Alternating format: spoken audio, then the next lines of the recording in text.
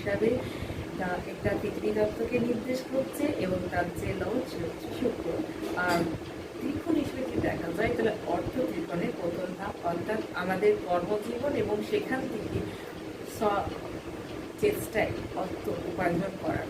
এবং দ্বিতীয় ভাবের মধ্যে যে বিশেষ গুণাবলী দেখা যায় সেটি হচ্ছে যে দ্বিতীয় ভাবে যদি কোনো পার্সনের চার্টে শুভ গ্রহ বসে থাকা বা পৃথিবী তত্ত্বের সংস্পর্শে শুভ গ্রহ বসে থাকা, সেক্ষেত্রেও সে খুবই ভালো ফলাফল দেয়, বিশেষ করে ব্যক্তির আর্থিক জীবনে আর্থিক সচ্ছলতা দেখা যায়। এবং সেই ভাবের উপর যে শুভ গ্রহের দৃষ্টি পড়ে অবশ্যই তার ফলাফল দ্বিগুণ আর বেড়েছে।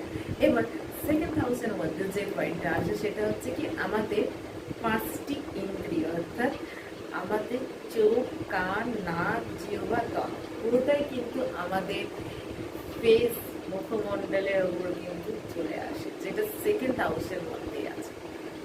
সেকেন্ড হাউস কি? ব্যক্তির বাক্য শক্তি, অর্থাৎ বাক্যের দ্বারা ব্যক্তি অন্য কোনো ব্যক্তির উপর প্রভাব বিস্তার করতে পারে, পুরোটাই সেকেন্ড হাউসের উপর নির্ভর করে থাকে। সেকেন্ড হাউসের পয়েন্টটা আমাদের পারিবারিক শিক্ষা ও সংস্কৃতিকে নির্দেশ করে থাকে, বা পরিবার থেকে আমরা কীরূপ কালচার পেয়েছি বা কীরূপ সংস্কৃতির মধ্যে আমরা গড়ে উঠেছি, সেই পুরোটাই সেকেন্ড হাউসের মধ্যে ওঠে। যে ব্যক্তির চাই সেকেন্ড হাউস এবং তার সাথে শুভ গ্রহের অবস্থান এবং সেটা যদি আর্থিক কানেকশনে থাকে, তাহলে খুব সহজেই চার্ট অ্যানালাইজ করে বলা যায় যে সেই ব্যক্তি স্বনির্ভরে নিজেই কিন্তু